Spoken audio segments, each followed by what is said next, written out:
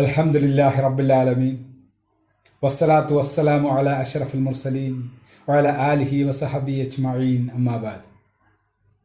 ഏറെ പ്രിയം നിറഞ്ഞ എൻ്റെ ശബ്ദം ശ്രവിക്കുന്ന പ്രിയ ശ്രോതാക്കളെ, അസ്സലാമു അലൈക്കും വറഹ്മത്തുള്ളാഹി വബറകാതുഹു.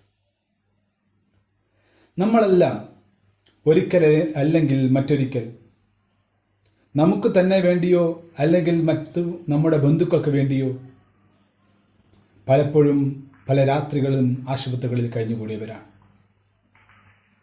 രാത്രി വളരെ വൈകിയാലും ഉറങ്ങാതെ പ്രവർത്തിക്കുന്ന ഒരുപാട് മനുഷ്യരെ കാണാം.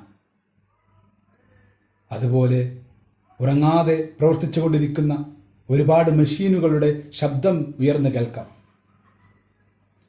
ഡോക്ടർമാർ ശരിയായി രോഗനിർണയം നടത്തിയാലും മരുന്നുകൾ ശരിയാം വിധം ശരീരത്തിൽ പ്രവർത്തിച്ചാൽ പോലും പലപ്പോഴും നാം ഉറക്കമൊഴിഞ്ഞ് പരിചരിക്കാൻ വേണ്ടി രോഗികൾക്ക് കൂട്ടിരുന്നാലും ശരി, ആ രോഗങ്ങളൊന്നും പരിപൂർണമായും സുഖപ്പെടണമെന്നില്ല. അപ്പോൾ ആരാണ് യഥാർത്ഥത്തിൽ രോഗശാന്തി നൽകുന്നത്? അള്ളാഹുവിൻ്റെ അതിമനോഹരമായ ഒരു പേരാണ് അഷാഫി, യഥാർത്ഥ രോഗശാന്തി നൽകുന്നവൻ എന്നർത്ഥം. അതെ, ഡോക്ടർമാർ ചികിത്സ നിർണ്ണയിക്കുകയും മരുന്നുകൾ ശരീരത്തിൽ പ്രവർത്തിക്കുകയും ഒക്കെ ചെയ്യുന്നുണ്ടെങ്കിലും രോഗശാന്തി യഥാർത്ഥത്തിൽ നൽകുന്നത് അല്ലാഹു സുബ്ഹാനഹു വ തആല അഷാഫിയായ അല്ലാഹുവാണ് എന്നർത്ഥം. സൂറത്തു ശുഅറയിലെ 80-ാമത്തെ വചനത്തിൽ ഇബ്രാഹിം നബി അലൈഹിസ്സലാം പറയുന്നതായി കാണാം, വഇദാ മരിദ്തു ഫഹുവ യശ്ഫീൻ, ഞാൻ രോഗിയായാൽ എന്നെ സുഖപ്പെടുത്തുന്നത് അവനാണ് എന്ന്.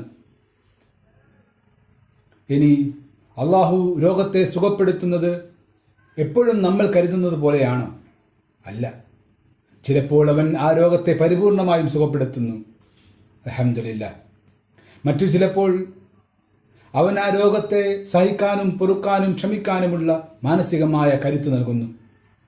രണ്ടായാലും ഒരു വിശ്വാസിക്ക് നന്മയാണ്.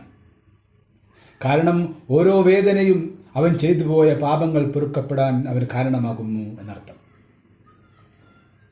റസൂൽ സല്ലല്ലാഹു അലൈഹി വസല്ലം പഠിപ്പിക്കുന്നുണ്ട്, ഒരു രോഗവും ക്ഷീണവും വേദനയും ഒന്നും തന്നെ ഒരു വിശ്വാസിയെ ബാധിക്കുകയില്ല. അതൊരു മുള്ളു കൊത്തുന്നതായാൽ പോലും അത് കാരണമായി അവൻ്റെ പാപങ്ങൾ അള്ളാഹു പുറത്തു കൊടുക്കപ്പെടാതെ എന്ന് അവിടുന്ന് പഠിപ്പിച്ച നമുക്കെല്ലാം കാണാപ്പാടമുള്ള ഒരു പ്രാർത്ഥനയോടുകൂടി ഞാൻ അവസാനിപ്പിക്കുകയാണ്. അല്ലാഹുമ്മ റബ്ബന്നാസ് അദ്ഇബിൽ ബഅസ് വഇശ്ഫി അൻത ഷാഫി ലാ ശിഫാഅൻ ഇല്ലാ ശിഫാഉക ശിഫാഅൻ ലാ യുആദിറു സഖമാ. മനുഷ്യരുടെ രക്ഷിതാവായ അല്ലാഹുവേ, നീ ഈ രോഗത്തെ മാറ്റിത്തരേണമേ. നീ രോഗം ശമിപ്പിക്കുന്നവനാണ്. നീയല്ലാതെ രോഗം ശമിപ്പിക്കുന്നവനായി മറ്റാരുമില്ല. രോഗം ഒട്ടും അവശേഷിപ്പിക്കാത്ത വിധം നീ ശമിപ്പിക്കണമേ. വാഖിറു ദഅവാന അനിൽ ഹംദുലില്ലാഹി റബ്ബിൽ ആലമീൻ. അസ്സലാമു അലൈക്കും വറഹ്മത്തുള്ളാഹി.